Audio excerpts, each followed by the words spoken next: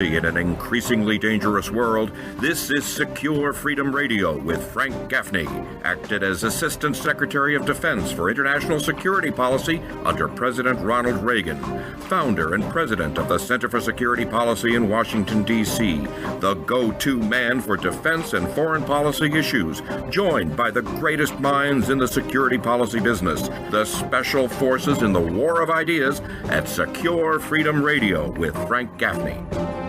Welcome to Secure Freedom Radio. This is Frank Gaffney, your host and guide for what I think of as an intelligence briefing on the war for the free world. One of the battlegrounds in that war, which has for far too long been neglected largely, is Africa, an immense continent with hundreds and hundreds of millions of people. One of its most important countries is Nigeria. It is situated in West Africa on the coast. It has substantial oil and gas reserves and other natural resources. And it is a country in grave turmoil at the moment.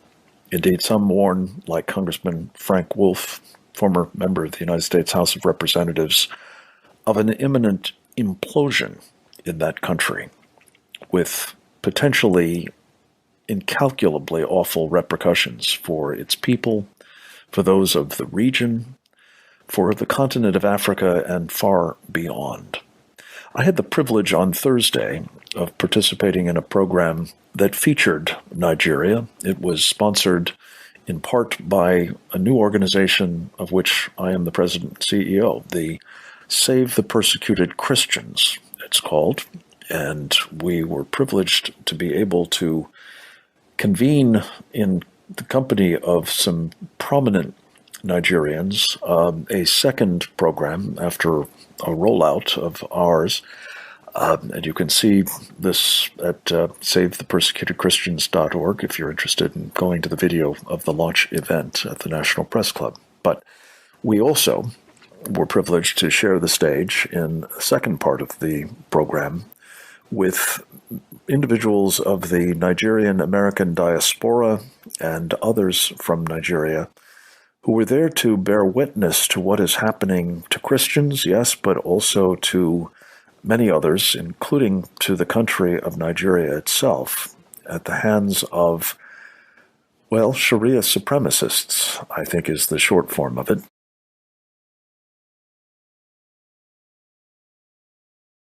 One of the men who presented in the course of that very impressive program was Tony Nnadi.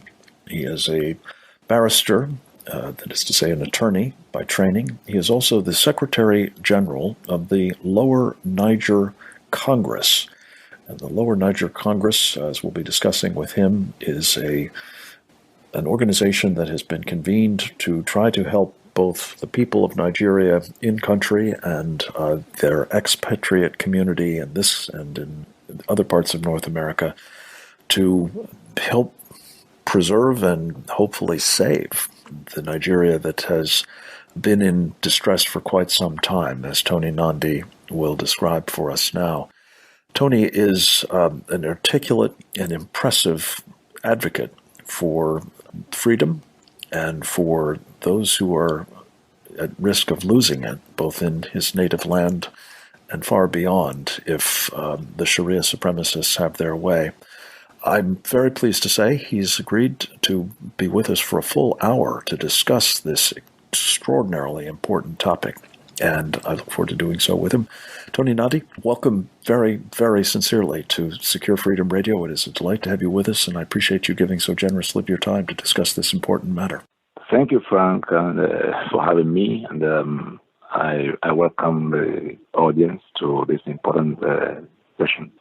Well, good. Let me start by helping those of us who may not be able to find Nigeria on the map, perhaps, or certainly understand its importance to the continent of Africa and the world, to do some level setting with you. Can you help us with first the geography of Nigeria? Where is it and what's around it?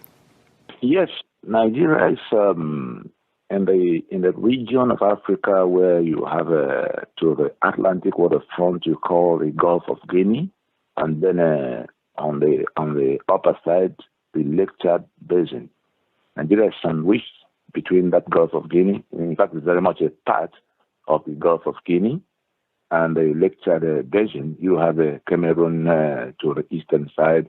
You have the West Africa, the rest of West Africa, Nigeria is also now West Africa, which includes Ghana and the rest of them.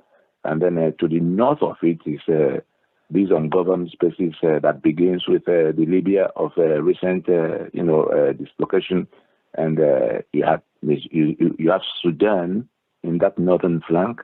You have the Sudan that boiled over only recently, hasn't quite settled, and you have Chad, you have Niger, where American soldiers were killed not long ago, and these are the places that surround Nigeria. To the northwest, you have the northern Mali, the parts that the Islamists around Europe and but for the French intervention. So Nigeria is sitting in the middle of these places mentioned.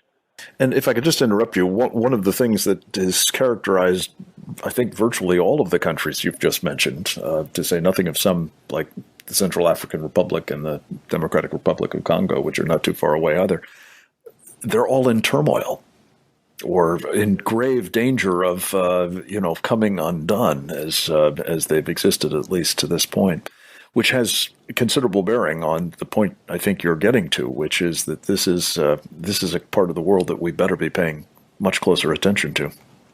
Yes, because of the sheer number of people that are trapped in the enclave, and we're talking about 200 million people, which also will immediately affect the immediate sub-region, the rest of West Africa. We have about 15 countries that depend entirely on what happens in Nigeria. So you could have another 50 to 60 million people to worry about. If anything goes wrong with Nigeria in less than 48 hours, the global community will be worrying about what to do with no less than 250 million refugees. I mean, people who will be running helter-skelter, in all directions. The only other thing to mention is that in that Nigeria, those who may have heard about Biafra before, because these are the same issues that led to the war the whole world had to help manage in 1967 to 1970, where the peoples of the eastern half of southern Nigeria, the ones that declared themselves the Republic of Biafra, when these Islamic forces came in genocide against them. They fought for 3 years and more than 3.5 million of them got killed. The issues that led to that fight, the forces, the very persons, human beings who led that fight, trying to eliminate the populations, in the place, to take over their assets, because incidentally the oil and gas assets that come from that Nigeria, because that's about the only thing the global community knows about Nigeria, that it sells oil along with a few other countries. That entire stock of that oil is in that eastern part, and these Islamic forces had come to wipe off the population to become the new owners of the assets. Of course, they've now expanded their gaze. We have to take a short break. We will be right back to discuss more with the Secretary General of the Lower Niger Congress, Tony Nadi, right after this.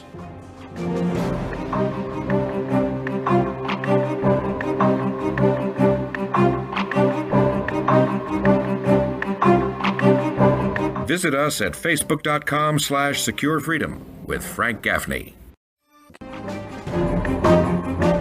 You're listening to Secure Freedom Radio with Frank Gaffney from the nation's capital in Washington, D.C. Welcome back. We're spending this hour on the distant shores of Africa, at least virtually, with an extraordinarily knowledgeable and articulate tour guide. His name is Tony Nadi. As I mentioned earlier, I had the privilege of being with him when he addressed a program that was sponsored, an impressive program at that, sponsored by Nigerian expats led by Dr. Shayo Ajiboye and Stephen Anada.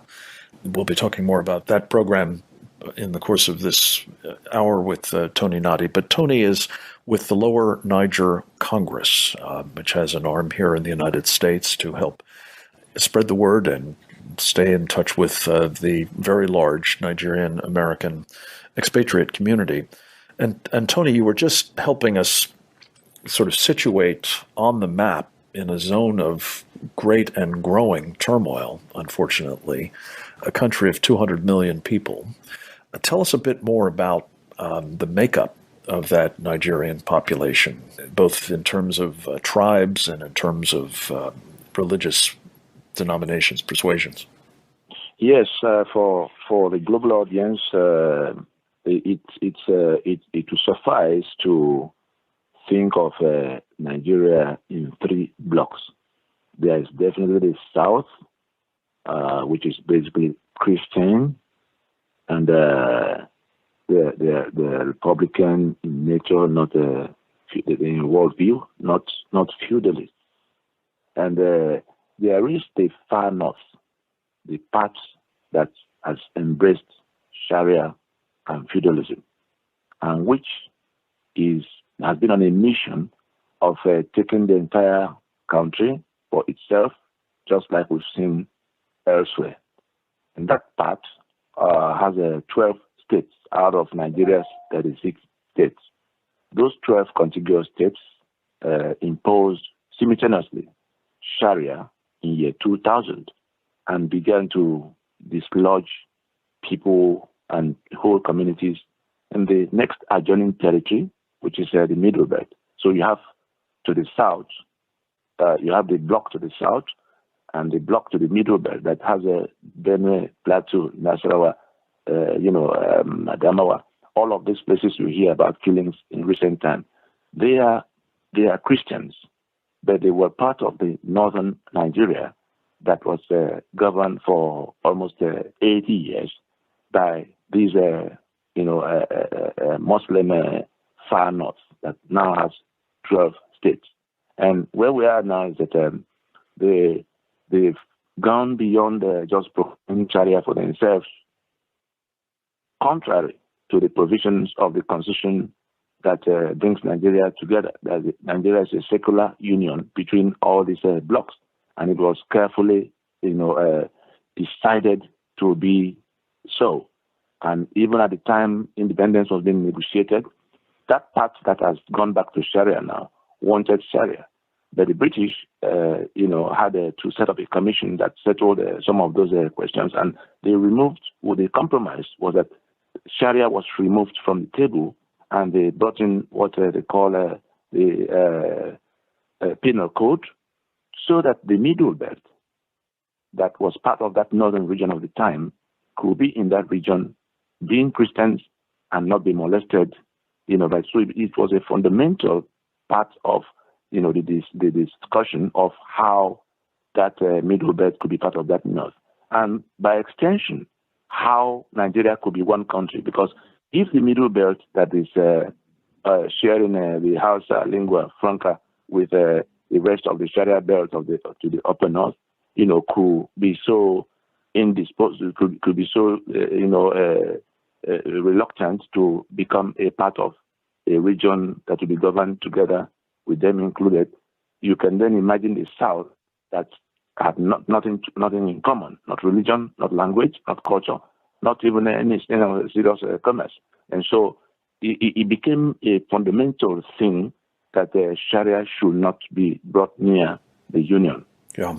Let me just take a moment, because I think our audience is pretty familiar with this term, but just to help again characterize what the problem is. Sharia, of course, is an Islamic doctrine that is described as the path or Sharia law by some. It is truly a comprehensive way of living that all faithful Muslims are supposed to conform to, and it is characterized by a really brutal, supremacist, misogynistic, and otherwise freedom debilitating kind of code that, if imposed on others typically is to their great detriment. Either it will result in their extermination if they don't convert, or at the very least their sort of reduction to a sort of dhimmi status, as it's called, as second or third class slave citizenry. So when you're talking, Tony Nadi, about the northern belt populated by people who do practice Islam according to Sharia, and by definition thereby are ordered to try to expand its reach through jihad, this inevitably was going to make it tricky for people in the middle belt or the south if there was not some check on the expansionist tendencies of the people in the north. And what has, of course, happened since that constitution was adopted, I guess with the encouragement of the Brits, has been the rise of what some call Islamist tendencies, or simply Sharia supremacist, forces elsewhere, as well as in Nigeria. So talk first about those forces in Nigeria, and then we'll get to some points that you were making last Thursday about the Islamic State and others who are now finding that to be a fertile ground for their supremacist program. Yes. The thing that has made the Nigerian case a lot more volatile is also the feudalist angle to the Fulani, who are the Fulani is that a supremacist group that have around that place and established control. There are people they met there who they basically subjugated to a point of no voice anymore. Now, again, the Fulani are Islamic tribesmen, as I understand it. They're nomads, but they've become increasingly armed and aggressive towards the non-Muslim population. Is that right? Yes. The ethnic drivers of this Sharia movement are the Fulani, who themselves are feudalists in their worldview. Quite apart from Sharia, they do not believe that all men are born equal. In their world, there's only the master and the slave, and things like democracy is offensive to them. They don't want to discuss. They don't believe that the slave should be competing for space with his master, and the slave is not entitled to anything, including the right to life or property, and therefore they see the rest of Nigeria as that slave. On one side, being feudalists, the rest of us are slaves in their eyes. On the other side, being Shariarists, the rest of us are infidels in their eyes. So either way, we are already condemned. The rest of Nigeria is already condemned to death, because if you insist on democracy and constitutionalism, you are offending them, because it should be a matter of a master and servant that should never be put in competition. If you then say you are Christian or you want something else, you are an infidel, and in their Sharia, they are entitled to they owe it a standing duty of faith to kill the infidel, and as feudalists, they owe it a standing political duty to themselves to prevent their slaves from voting away, because in the subjugation that they have been helped to achieve by the colonial Britain that came working with them, and we have to come back to that point of what they came from outside. That Fulani is an itinerant population. They don't have any country to which they domicile. They are a nomadic population. Yeah, throughout much of this Lake Chad region, as I understand it. But let me turn, before we run through too much of this block, I just want to introduce another force in all of this, about which we've heard much more in the West than we have of the Fulanis, and that is Boko Haram. How do they fit into this picture, Tony Nadi?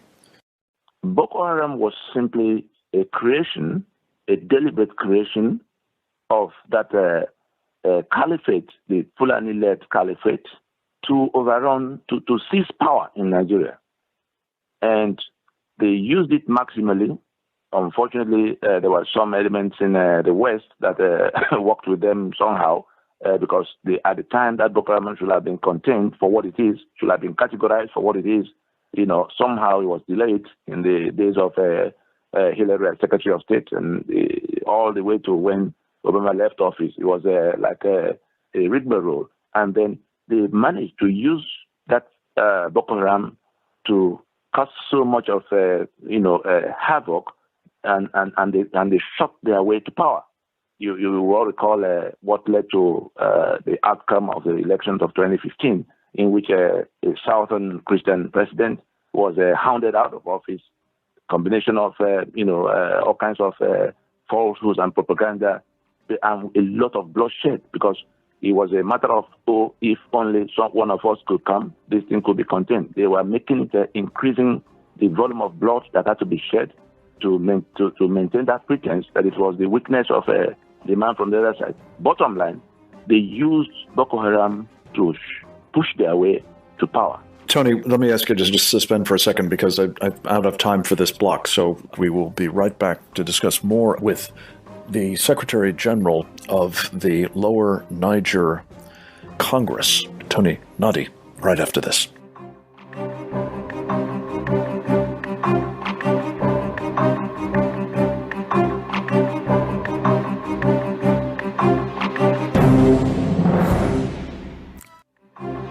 Now more with Frank Gaffney. Welcome back. We are visiting with Tony Nadi, an attorney, a barrister, as they call him, in Nigeria, a man who has been devoting much of his life to trying to perpetuate the rights and freedoms of people in his country, and has done so as the Secretary General of the Lower Niger Congress. I had the privilege of meeting Tony and hearing from him at a splendid event sponsored by Mission Africa International and the International Committee on Nigeria, in conjunction with a program that the Save the Persecuted Christians organization, which I'm the president, sponsored last week in the National Press Club. And Tony, I was so impressed by what you said, and I encourage people to take a look at that. Well, frankly, both blocks of this program at YouTube, but specifically, you have laid out a concern not just about the so-called militants, the Fulanis, Boko Haram, the Islamic State, for that matter, that has been adopted as the sponsors of the Boko Haram, but about the government of Nigeria itself. And you were sort of walking through a little bit of the departure from office of Goodluck Jonathan, the Christian president, under a cloud of corruption and other charges. But he was replaced by a Muslim who has proven to be, it sounds like, rather more accommodating to these Sharia supremacists than he had led on would be the case when he was running for office. Talk about what's happened under his government in connection with the sort of travails that you've described of people being forced from their home, the cleansing of regions of Nigeria, and more. Yes. There are things in the public domain which people can easily remember or research or reference. We recall that in the period about 2014, ahead of the election of 2015 in Nigeria, at the peak of the activities of Boko Haram, that they had exchanged flags and pledged loyalty to the ISIS of the time. It became something that they say, yes, we are here as an arm of ISIS. Part of the larger caliphate that ISIS had established. Yes. And now, in the midst of that, the candidate that was of the opposition that was trying to get to power, Muhammad Buhari. You remember there was a time the government of Jonathan was pressured into some kind of discussion. They said you must set up a discussion with this group so that some solution could be found. That Boko Haram had nominated Muhammad Buhari, the one that's president of Nigeria now, as their chief negotiator, the one who will represent them at meetings being set up in Saudi Arabia at the time. And he is also, he had said in public in that period that an attack on Boko Haram was an attack on the North. He was basically their spokesman, their political, their chief political protector, to say, you couldn't miss the point that Islam was what he had pledged to pursue all his life. I'm talking about Muhammad Buhari now. These are things in the public domain. He had said it at the time Sharia was introduced in the year 2000, that God willing, he will, anything that is within his reach. At that time, he wasn't president. That anything that was within his reach, he will use to spread Islam throughout Nigeria. That's on the side of Islam. Then on the side of the killings, what has now become mixed up as power, that is being deployed for seizing the sovereign space as a minority group that is now in control of all the guns and all the treasury. He is also the grand patron of the Cattle Breeders Association. You hear about Fulani headsmen, because that's what the Boko Haram first transformed into. They pretended they were herdsmen. They would come with cows, and then in the name of grazing, they begin to set up a fight, and then communities are dislodged, and you could see the active connivance of with people in government. And elections had come and gone, and their man had become president. So you couldn't draw the line between what was happening illicitly and what was happening, what government was doing about it. And when you look at some of the public responses of that government of the current government of Muhammad Buhari to the cries of those who are being killed in the Middle Belt, the governor will go to say, "Oh, we're being killed by strangers," and he says, "Oh, go home and learn how to live with them." That is the president, that's commander-in-chief, in a constitutional arrangement in which only the federal government had, exclusive control of all the guns in the land, police, army. Where will you get the gun to go and defend yourself from people who come from mostly across the border outside Nigeria to come to dislodge your communities under your watch as governor? The Inspector General of Police did actually say in public too that they should, that those who had put in place laws to impede the movement of the headsmen, anti-grazing law they call them, that those laws should be removed for them to have their peace. The police are supposed to be going to their aid, people being killed. Then we had the army chief, the chief of army staff, saying that there were grazing routes for those cattle long before Nigeria came, and that if people have chosen to put developments on where should have been cattle grazing routes, that they should be ready to contend with whatever they see. These are all so between the spokesman of the president once when saying that people should learn how to prefer their lives to their land. That is, give up your land and keep your life. Between what the president has said and done, and his service chiefs in all the arms, and this spokesman, you could see that they were on the side of this invading force, to all intents and purposes. This is very helpful. Let me just see if I can distill it down so that I've got it, and hopefully my audience has. There was a fellow by the name of Muhammadu Buhari who was elected as an alternative to the Christian former president, promising sort of to behave in a benign way, as I understand it. In practice, however, he has, both in his own right and through his subordinates, been accommodating to, if not actually supportive of, these Fulani tribesmen, herdsmen, militants, whatever you want to call them, who are basically militia, Boko Haram under a different, flag, but basically promoting Sharia's expansion at the expense of Christian populations in lands they've long resided in. And that the effect is to drive those Christians from their lands and create conditions under which more violence is almost certainly going to occur. And I just wanted to ask you one question. This is, what's happening is often described, as you know, Tony Nadi, as a cycle of violence or a clash between these Christians and these Sharia supremacists. Is that accurate? That's a dubious narrative consciously set up to deceive. There's no clash anywhere.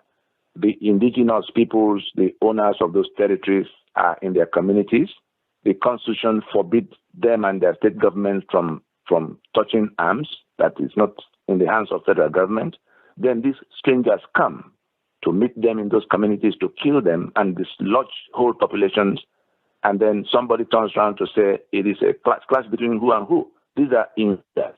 And we recall the General Danjuma, Theophilus Danjuma, the former chief of army staff, who had to raise an alarm that what was going on was ethnic cleansing by these Fulani elements, and that the government and the government forces, that the army and the police that were supposed to be protecting citizens, were hands in glove with them, were in collusion with them.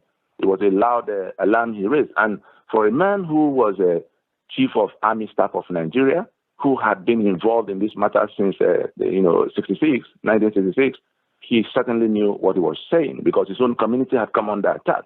And he was in a position to know that those invaders were receiving help from the government forces that were supposed to be protecting the people. Let me just ask you for a point of clarification, Tony. You mentioned the term ethnic cleansing, which is familiar from lots of other places in the world, notably the former Yugoslavia and the Middle East and so on. It sounds as though it's not so much ethnic cleansing as it is religious cleansing. Is that not a more accurate way to describe it? Is it that it's a tribe that is being cleansed, or is it really that if you're not Muslim, you are subject to being removed forcibly from the land or simply killed? That was why I introduced earlier the phenomenon of the Fulani. That's the ethnic content of this mix. Yes, the Sharia was there, but the same people promoting the Sharia are also ethnic supremacists. They are Fulani. And in that alchemy, you have a terrible mix in which they come at you waving the religious flag.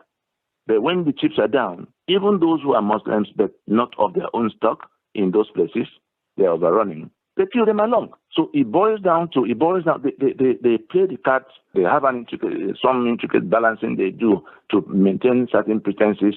They need to maintain them. But bottom line is when we say a caliphate, it is the religion is the toga they have to wear to be able to put a pretense around the real. It's an invasion to exterminate those who own the place, because they came from outside Nigeria. They came by jihad in 1804. And their eyes are on the entire territory. And they've used everything they could find to, now the global Islamic Caliphate movement has taken advantage of the situation they've created in the place. We have to wrap up for just a moment. Tony Nadi, we will be coming back to sort of the geostrategic implications of what you've just described is taking place at the moment in Nigeria right after this. Go to SecureFreedomRadio.org today. It's your freedom. It's your country. Frank Gaffney's Secure Freedom Radio. Go to SecureFreedomRadio.org today. It's your freedom. It's your country. Frank Gaffney's Secure Freedom Radio.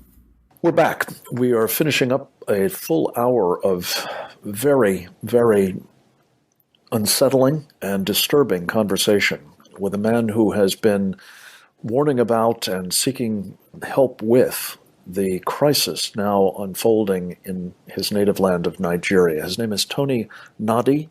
He is the Secretary General of the Lower Niger Congress, a group that is dedicated to trying to help the indigenous peoples of Nigeria resist the predations of what is now being done in the name of Sharia supremacism or the efforts to seek control over the entire country by Fulani militia.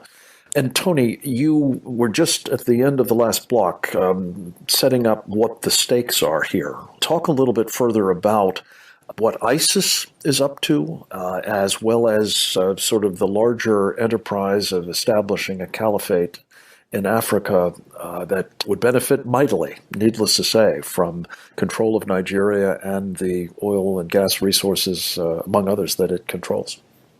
Yes, the danger, in fact, the reason I came to town, you will recall that there's a congressional hearing already set up on Nigeria. I'm listed to address that hearing, and if not for the shutdown, it probably would have been on the way by now. But as that awaits, we had to do the program we did to call attention to the matter as it's developing. What has happened now is that the conditions created by Boko Haram and the so-called headsmen, there are no headsmen, they're just Fulani militia, had quickly grown into something the global Islamic movement has taken advantage of. And remember, I mentioned that Boko Haram, at the peak of their glory, had exchanged flags with ISIS. And from that point on, most of the big attacks were now happening in the name of ISIS itself.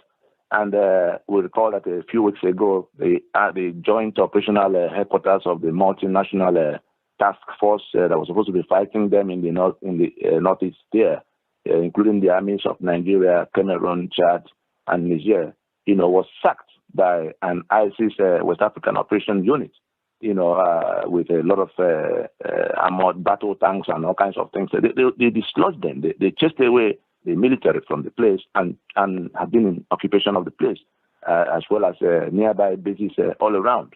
Where that has led is that Islamic caliphate that is being challenged in the Middle East has managed to establish a passage, a route that cross between the eastern flank of the Africa adjoining that Middle East, so much of ungoverned territory, Central African Republic, to the south and southern Sudan and all of that, with everything Libya had introduced in that axis, they have established some connection with that the boiling space of the northeast of Nigeria.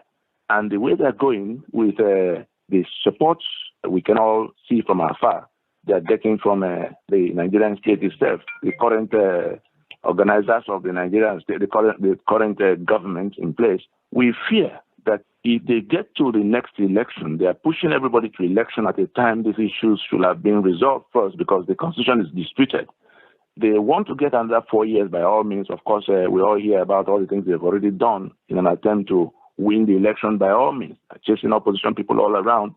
If they get those 4 years, we suspect that it is for them to roll their tanks deeper into, southwards from where they've arrived. Now they are done with the north. They are in the middle belt doing havoc, and they will roll into the south. And when they do that, it might come to where they seize the sovereign space, the entire sovereign space of Nigeria. And we already know the Chad and Niger and northern Mali, each of which is bigger than Nigeria. We already know that those places are basically ungoverned spaces. They're like satellite PlayStations for Nigeria all this while. But with this monster coming in no time, if they overrun the sovereign space of Nigeria, these other territories will come back to be like Nigeria times 5, being in the control of these, Islamic, global Islamic movement. And the oil resources and all the other things that they can get here will become, a functional base for them to relaunch their global campaign, which they have been stopped in the Middle East, substantially from doing. They've relocated here.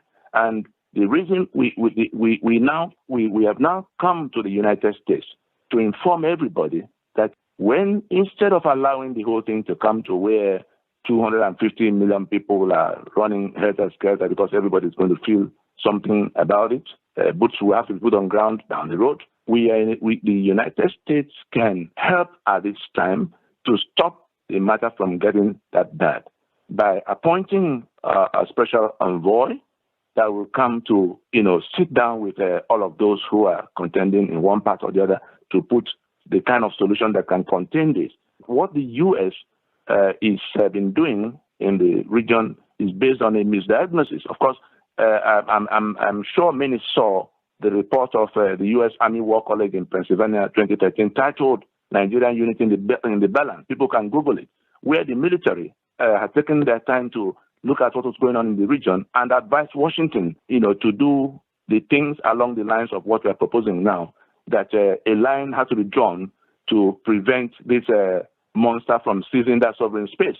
Because if that is not done, it becomes a much bigger problem that will consume a lot more, destabilize everything, you could think about, and becomes a lot more costly for all the sides. Okay, so let's just recap then, because this is really the crux of the problem.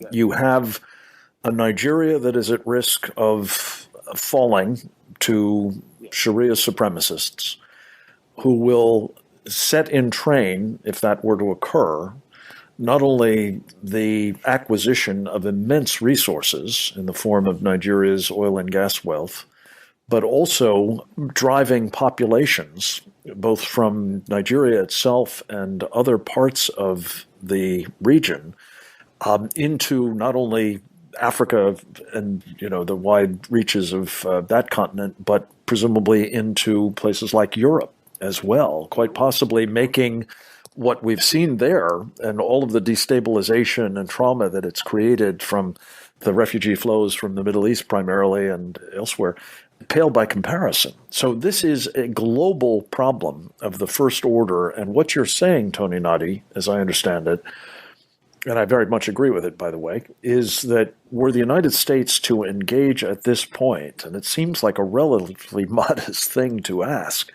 but simply to have a special envoy established by the president for the purpose of helping forge American government-wide policy, but also to engage the government and the other participants in this drama in Nigeria to try to stave off this imminent train wreck. Does that basically capture the idea? Absolutely. Absolutely. What resistance is there, as you see it now, to this modest request? I mean, it seems to me to be the least we can do. We've got special envoys for all kinds of things, including one that was just named, as I recall, for Syria, I think it was. But what is it that impedes this request from being honored? I would think that the people who are, committing the atrocities are also, maybe they have their lobby, they have their narratives, their falsehood they've set up. They have a lot of money to service their lobby that goes to tell, the wrong story to those who are not approved. But we have come now to tell, as people from the battlefield there, those who have a stake, including especially the U.S., because no matter what anybody does, if the matter is allowed to degenerate beyond what it is, and it becomes a global, catastrophe of the type we can already see, the U.S. already has its hands full with what we see the matter with Southern Latin America and the border war with Mexico.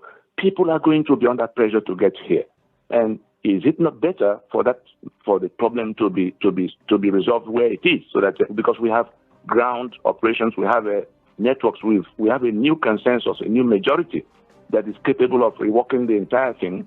This minority that is causing havoc is like cancer, and what we have in our hands is the best quarantine plan that can be used to contain that cancer before it spreads and becomes unmanageable.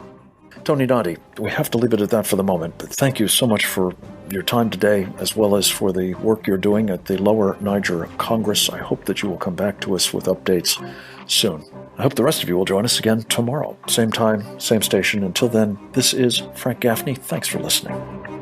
You've been listening